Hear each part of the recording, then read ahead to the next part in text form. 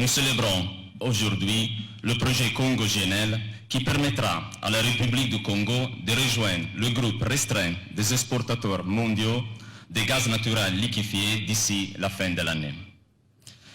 Permettez-moi tout d'abord de féliciter son Excellence le Président de la République, chef de l'État, et le gouvernement du Congo pour leur soutien sans faille dans la réalisation de cette étape importante. Nous sommes très fiers de travailler avec ce grand pays depuis plus de 50 ans et de jouer un rôle renouvelé dans la transformation du secteur énergétique et l'économie.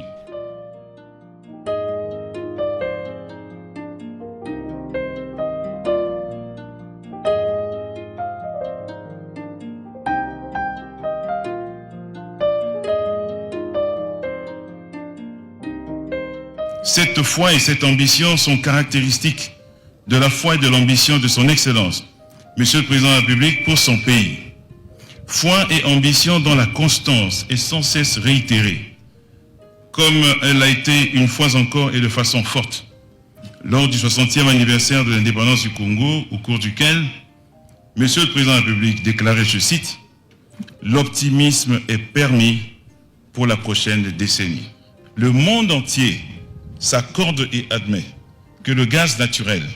à travers sa valorisation, en constituera pour les années à venir et de plus en plus le principal ciment, pour ne pas dire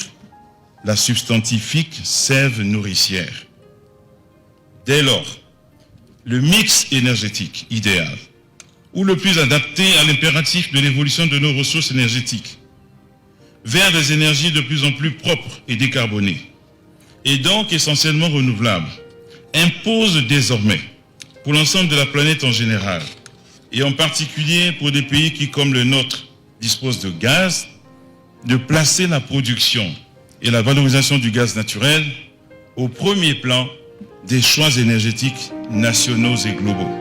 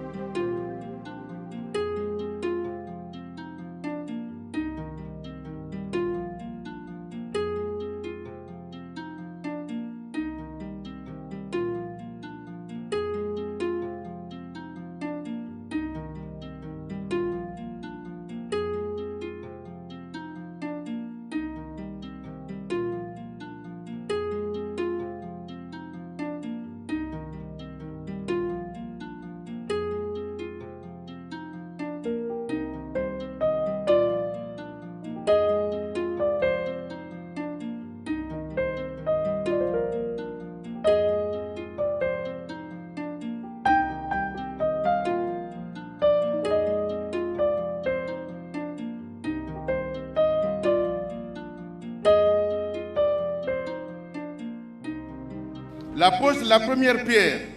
bien plus qu'une cérémonie symbolique, est un acte qui épouse à tout égard les contours de l'élan imprimé par votre vision éclairée des bâtisseurs infatigables et géniteurs de la Société nationale de pétrole du Congo. À ce jour est aussi un jour particulier pour la Société nationale de pétrole du Congo, dont nous célébrons tout au long de ce mois d'avril les 25 ans d'existence. Il est également un jour important pour Pointe-Noire, ville centenaire, qui va voir son décor architectural enrichi d'un nouvel édifice imposant et superbe, et qui, on n'en a douté, contribuera à son embellissement. Cet ouvrage, en plein cœur de la ville de Pointe-Noire, premier haut lieu des opérations pétrolières au Congo, permettra dorénavant à notre société de disposer d'un cadre de travail à la hauteur de ses ambitions. En effet, cet immeuble, haut de 16 étages, abritera, entre autres, la représentation de la SNPC à Pointe-Noire, les bureaux de 4 filiales et l'entité database qui assure la sécurisation des données pétrolières de l'État.